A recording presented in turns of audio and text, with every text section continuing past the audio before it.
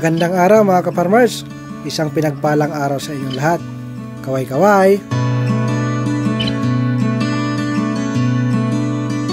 Ngayon ay ipapakita ko sa inyo ang farm ni Dryner's Darag Native Chicken. Napakaganda ng kanyang farm. Pwede natin itong gayahin bilang panimula. Sa mga gustong magtayo ng for good business, investment, gusto nang mag-retire, bumalik na sa probinsya para magkaroon ng farming business. Isa itong napakagandang panimula. Sa mga nakaraan natin na upload ng ating Darag Native Chicken, ay marami akong nakita na gustong mag-invest sa Darag Native Chicken.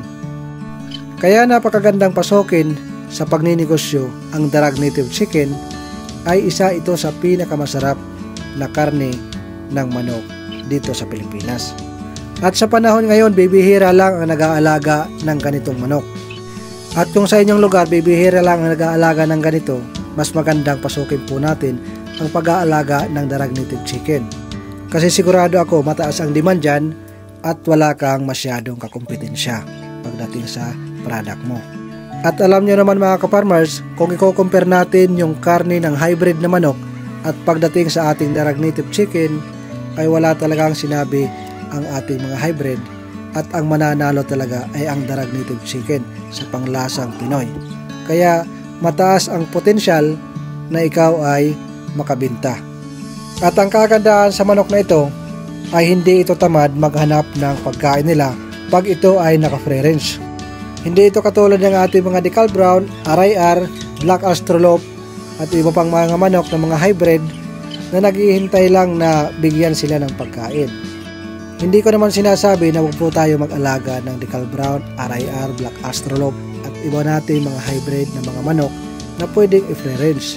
Bawat manok ay may kanya-kanyang katangian. At kung i-compare naman natin sa pagkain, ang ating mga hybrid na mga manok ay almost times 3 yung kain kaysa dito sa ating Darag Native Chicken.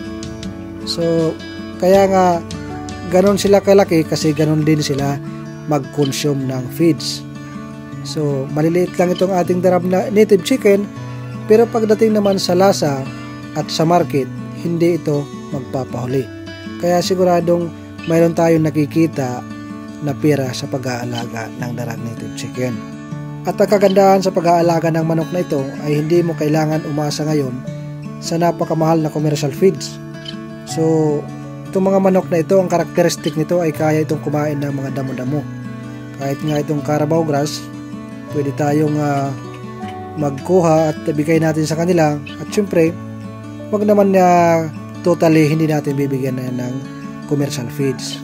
Pwede tayo magbigay. Nasa 20 to 30% lang na commercial feeds ang ating ibibigay. Yung the rest ay mag-discarte po tayo ng organic na pagkain.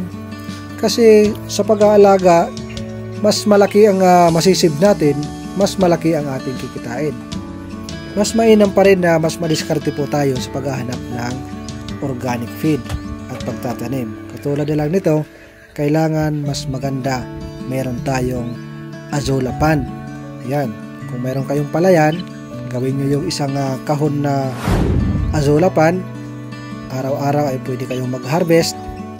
Depende sa lawak ng iyong Azolla. So, ayun yung Dryner's Darag Native Chicken, ito yung kanilang mga tanim mga ka-farmers. At ang kagandahan, pag mayroon tayong Azolla na tanim, kahit araw-araw pwede tayong makapag-harvest. Pwede natin haluan ng mga commercial feeds. Yan ay napakalaking tulong para makatipid tayo sa pagpapakain ng ating mga alaga. So, diskarte lang mga ka-farmers para siguradong kumita tayo. Huwag po tayong aasa sa commercial feeds. Siguradong yayaman dyan ang agribit kung aasa lang tayo sa commercial feeds. So ito yung kanilang farm. Napakaganda ng kanilang landscape. Ang kanilang building, pagdating dito sa labas ay mayroong extension na net. Yung ginamit nilang mga poste ay mga kawayan. So hindi masyadong ginastusan yung pag-extension nila ng net. Yung bidil lang dito ay yung net. Saka yung mga kawayan na poste ay pwede naman natin makuha sa ating mga bakuran. Ang may kamahalan lang dito yung pagtayo ng building. At para sa akin hindi mahal yan mga ka-farmers kasi for long term na yan magagamit. Papakita natin sa inyo, ikutin natin ang kanilang mga kulungan para makita nyo at sa mga gustong pumasok sa ganitong negosyo, pwede nyo gayahin ang kanilang style ng kanilang kulungan. Ayan. Sa ibaba, gamit nila yung kawayan. Siyempre, hindi nga naman binibili yung kawayan. Kung mayroon kayong marami sa inyong bakuran, sa inyong mga bukirin, ay kailangan magtiyaga lang. Nakakapagod pero ayun, sabi nga, kahit magmukha tayong gusgusin sa simula, at least at the end, napatunayan natin yung ating gustong gawin na negosyo. Kasi ang totoo yan mga ka-farmers, pag nagsisimula tayo, wala pang bumibilib sa atin. At ito pa mga ka-farmers, yung pinakamasakit. Kung sino pang kamag-anak natin, yung pa yung magdi-discriminate sa atin. Sabihan tayo, wala kang kikitain dyan. So, kailangan natin talaga ipakita kahit nga magmukha tayong gusgusin, at the end, maging successful po tayo, dyan na sila bibilib. Ganyan yung mga tao na kulang sa experience. Kasi tayo may mga experience, once na makita natin ang isang bagay, example na lang, itong pag-aalaga ng Darag Native Chicken, iisipin natin, papaano natin papatakbuhin ang negosyo, papaano tayo kikita. At syempre, pag-aaralan natin, papaano tayo magmamarket para makabawi tayo sa ating nilabas na pera. At kung meron kayo napapansin, lahat na gamit dito ay mga DIY. Kahit yung kainan ng manok, yan yung tinutukaan nila, kawayan, ayan, DIY lang yan. Kahit yung dinadapuan ng manok, yung nasa likuran, kawayan. At sa mga interesadong bumili ng Darag Native Chicken at nagtatanong kayo kung magkano, ang day-old chicken 1 to 2 days ay nasa 85 per head. Ang day-old chicken 6 to 7 days ay nasa 100 per head. Ang 1 month old 200 per head. 2 months old 300 per head. 3 months old 400 per head. Ang 4 month old 500 per head ang kanilang hens. 550 per head ang kanilang rooster.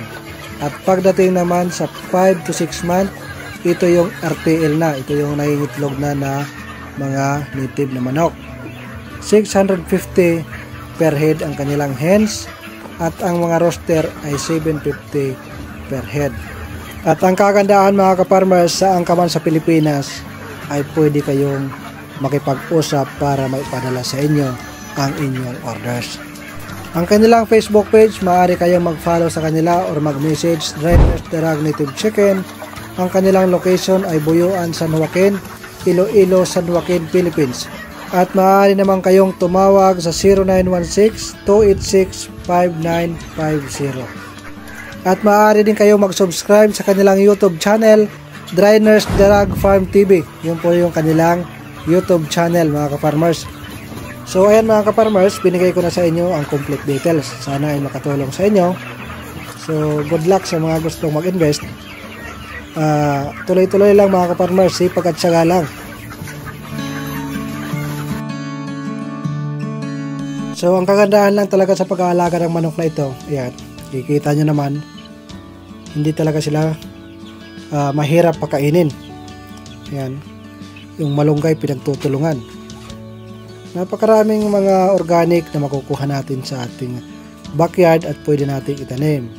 Example na lang dito yung malunggay, yung moringa, madre de cacao, madre de agua mga ka-farmers, magkaiba po yan. So ayan, papakita natin din yung pag-harvest ng damo.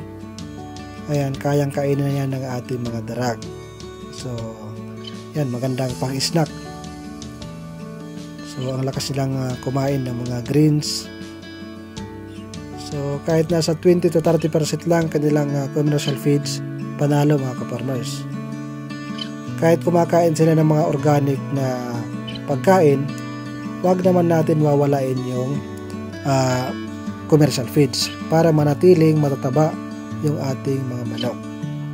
Sa probinsya, marami tayong pwedeng ipakain basta't masipag lang tayo maghanap ng mga ganitong mga damo-damo, katulad na lang ng paragis, carabao grass, kahit nga yung kokon, basta't is-shredder natin mga ka-farmers, himayin ng maliliit haluan natin ng commercial feeds, basain natin, kakainin yan ng ating darag native chicken. Yung mga overripe na mga pagkain, pwede natin yan lutuin. Yung mga gabi, yung mga saging, haluan natin ng commercial feeds, haluan natin ng darak, na siyang pwedeng maging alternative na pagkain ng ating darag native chicken. At ang dahon na rin ng ipil-ipil, napakagandang alternative yan na pagkain ng ating darag. For the meantime, pwede na rin itong pang deworming para sa ating mga manok. So ayan, maraming nakakaalam dyan. At sa mga nag-aalaga ng darag, ito talaga yung mga naging diskarte para tipid sa pagkain. At paalala ng mga ka-farmers, ang darag ay napakagaling maglimlim. Kaya kaya niyang paramihin ang kanilang mga sisiw na hindi kayo gagamit ng incubator. Itong ganitong klaseng kulungan ay pwede ninyong gayahin. Pero kung wala naman kayong malaking budget para sa pagtayo ng kulungan, pwede tayong gumamit ng mga scrap na mga makukuha natin sa ating bukirin. Example, yung mga kahoy na buo, kawayan, at pwede rin tayong gumamit ng coco lumber. So sa mga magtatayo ng ganitong farm, mas maganda mayroon tayong incubator din kung talagang pangnegosyo ang pasok nyo. Kasi kahit magaling silang maglimlim mga ka-farmers, mas maganda kung mayroon tayong incubator. Wag natin palimliman sa mga inahin ng ating mga darag para hindi mag-stop ang pangingitlog ng ating mga inahin.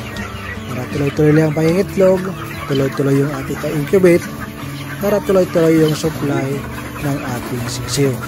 Dito naman sa pag-aalaga ng darag native chicken, hindi tayo pwede magbenta ng table eggs kasi maliliit ang itlog ng ating darag.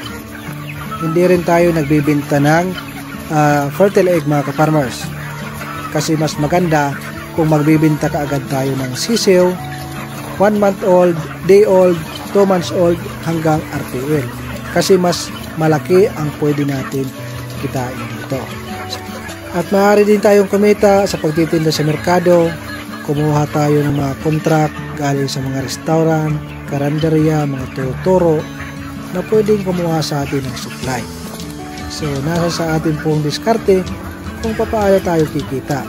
Maraming platform na pwede tayong kumita sa pagbibenta ng darag native chicken at marami rin ang naghahanap ng pwedeng alagaan. So makikita nyo sa Facebook, sa online, maraming naghahanap saan makakabili ng darag native chicken kasi ang ganitong manok ay bibihira na lang sa mga iba't ibang lugar dito sa Pilipinas. So ayan mga ka-farmers, medyo mahaba-haba na ang ating kwentuhan.